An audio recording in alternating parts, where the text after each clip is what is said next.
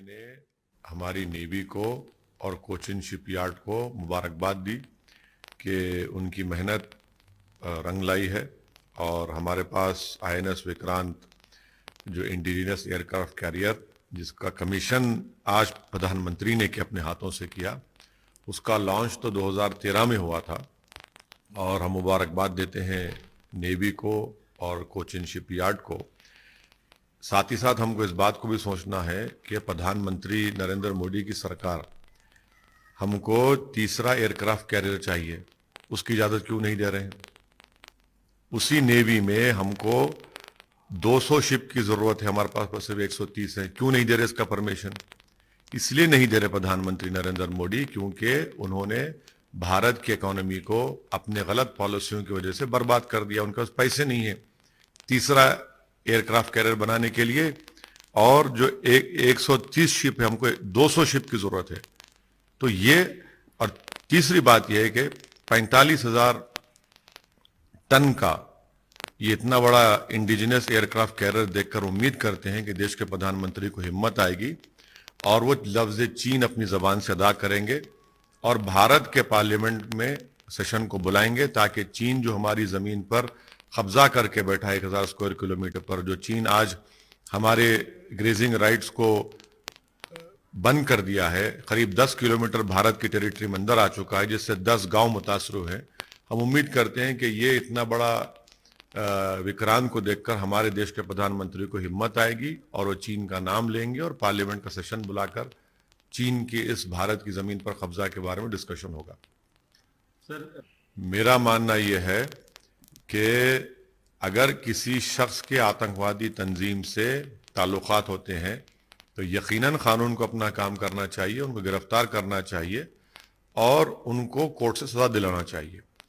मगर असम में बोगैगांव में जो मदरसे को डिमोलिश किया गया वो कंडेमनेबल है, इसलिए कि हेमंत बिस्वा शर्मा की सरकार ने सिर्फ 12 घंटे का टाइम दिया नोटिस देकर, हाँ, और वो बिल्डिंग 3 साल से मदरसे की वहां पर बनी हुई है। रात में हमारे सुबह 1:30 बजे उन बच्चों को 260 बच्चों को मदरसे से निकालकर गांव वालों के घर पे रखना पड़ा। ये कौन सा इंसाफ है बताइए आप? और आप नोटिस में ये नहीं कहते, नोटिस में कहते कि सेक्शन 26 डिजास्टर मैनेजमेंट का वायलेशन किए। भाई 3 साल से बिल्डिंग खड़ी, आपको याद नहीं आया? और आसाम के मुख्यमंत्री बोलते हैं कि हम बुलडोजर लगाएंगे। आप रूल ऑफ लॉ के तहत सरकार चलाएंगे या बुलडोजर की तरह सरकार चलाएंगे? और बुलडोजर की तहत चलाना चाहते हैं तो आप बोल दीजिए मेरे पास संविधान की कोई अहमियत नहीं है, मैं अपनी मनमानी करूंगा। सर, उसमें अनियमितता पाई गई तो सरकार अगर नहीं, देखिए, अगर कोई टीचर के संगठन से, आतंकवादी संगठन से ताल्लुक थे, आप पूरी तरीके से उनको गिरफ्तार करिए, केस चलाइए और कोर्ट में उसको साबित करिए। मगर आप पूरे मदरसे को तोड़ देंगे, ये कौन सा कानून है भाई? मदरसे जो 3 साल से खड़ा हुआ है और नोटिस में आप ये नहीं कहते कि हम टेररिस्ट ऑफेंस में यहां का टीचर पकड़ा गया, आप सेक्शन 26 डिजास्टर मैनेजमेंट का जिक्र करते। सुबह 1:30 बजे रात को 260 बच्चों को, मासूम बच्चों को मदरसे से निकालकर गांव वाले अपने घरों में रखते हैं और 12 घंटे की आप नोटिस देते हैं। भाई उसमें तो म्युनिसिपल लॉज में ये प्रिंसिपल्स ऑफ नेचुरल जस्टिस के खिलाफ है। तो आसाम के मुख्यमंत्री योगी आदित्यनाथ की तरह वो बुलडोजर से सरकार चलाना चाह रहे हैं और वे बताना चाह रहे हैं कि भाई अब मोदी के बाद हम ही है, इसलिए ये भी एक एंगल है इसमें। तो ये सरासर गलत है, संविधान के खिलाफ है, प्रिंसिपल नेचुरल जस्टिस के खिलाफ है, ये जुल्म हो रहा है आसाम के मुसलमानों पर। आप देखिए, आप वो प्रोवाइड करा नहीं, झूठ बोल रहे हैं। ये वो मदरसे हैं जो उत्तर प्रदेश के मदरसा बोर्ड में इनका कोई रजिस्ट्रेशन नहीं है, इनको सरकार से कोई ग्रांट नहीं मिलती है, प्राइवेट मदरसे हैं। आप क्या देंगे उनको? आपके पास तो कानूनन कोई तरीका ही नहीं है उनको कुछ देने का। अगर कोई प्राइवेट मदरसा खोल रहा है, आप उसमें क्यों खामखा अपनी टांग अड़ा रहे हैं? आप सर्वे क्यों कर रहे हैं? अरे भाई, अगर आपको survey national commission for child protection rights ने किया, वो तो एक नेशनल कमीशन है, कॉन्स्टिट्यूशनल बॉडी है, वो तो हिंदुत्व आइडियोलॉजी का प्रमोशन का एक अड्डा बन चुका है। अगर सर्वे करना है तो सबका करिए। जो मदरसा एजुकेशन बोर्ड आपके रजिस्ट्रेशन है प्राइवेट स्कूल्स हैं, गवर्नमेंट के स्कूल्स हैं, बच्चियों के स्कूल्स हैं, सबका करिए ना, आपको मालूम हो जाएगा। मगर आप ये टारगेटेड सर्वे जो कर रहे हैं इसलिए कर रहे हैं ताकि कल डेटा जमा करके आप उनको हैरास करेंगे और उनको परेशान करेंगे, इसलिए मैंने कहा ये छोटा एनआरसी है। नहीं सर, नहीं, आप समझिए, नहीं, रेगुलाइज की जरूरत उसकी ना। जानकारी चाह रही है तो गलत क्या है? सुनिए, ये मदरसे तो ओवरग्राउंड काम कर रहे हैं ना, अंडरग्राउंड तो नहीं कर रहे हैं। आपके पास तो पूरी इंफॉर्मेशन है, क्या रेगुलाइज करेंगे आप? अरे भाई, आप पिछले 5 साल से उन मदरसों को जो आपके पास रजिस्टर्ड है मदरसा मॉडर्नाइजेशन बोर्ड के तहत उस स्कीम में, आपने 5 साल में सिर्फ 5 महीने की तनख्वाह उनको दी है। अरे वो तो तनख्वाह दे दो पहले। वो जो पंडित लोग पढ़ा रहे हैं, हिंदी मैथ्स पढ़ा रहे हैं, उनको भाई 5 साल में सिर्फ 5 महीने की तनख्वाह आप दिए हैं। कितना झूठ बोलेगी होगी सरकार? आप जो है उनको तनख्वाह नहीं दे पा रहे हैं, तो आप ये सर्वे क्यों कर रहे हैं? आप ये सर्वे इसलिए कर रहे हैं कि जब डेटा जमा हो जाएगा तो बाद में आप इन तमाम मदरसों को परेशान करेंगे, हैरास करेंगे मुसलमानों को। इसीलिए मैं कह रहा हूं कि आप बोल दीजिए ना कि कुरान पढ़ना बंद कर दो, नमाज पढ़ना बंद कर दो, अपने आप को मुसलमान कहलाना बंद कर दो, ये ऐलान कर दो आप। और आपने एनआरसी, मिनी एनआरसी, बिल्कुल छोटा एनआरसी है। आप जब डेटा जमा करेंगे क्या करेंगे? एनआरसी भी क्या करता है? अगर एनआरसी होगा तो पूरा डेटा मिलेगा, उसके बाद हैरास करेंगे और फिर मुसलमान को स्टेटलेस बनाएंगे आप। तो ये छोटा एनआरसी है ये। अच्छा सर, एक अंतिम सवाल। ये सब तो हमको दुश्मन बोलते हैं, हमको बीजेपी से मिला हुआ कहते हैं, तो हमसे सवाल ही मत करिए। हम तो अछूत हैं। भारत की राजनीति में अगर कोई अछूत है तो उसका नाम असदुद्दीन ओवैसी और मजलिस इत्तेहाद मुस्लिमीन है। ये सब दूध के धुले हुए हैं। जितने आज जो दावेदारी पेश कर रहे हैं, ममता बनर्जी क्या भाजपा के साथ नहीं थी? क्या आरएसएस की तारीफ नहीं की थी?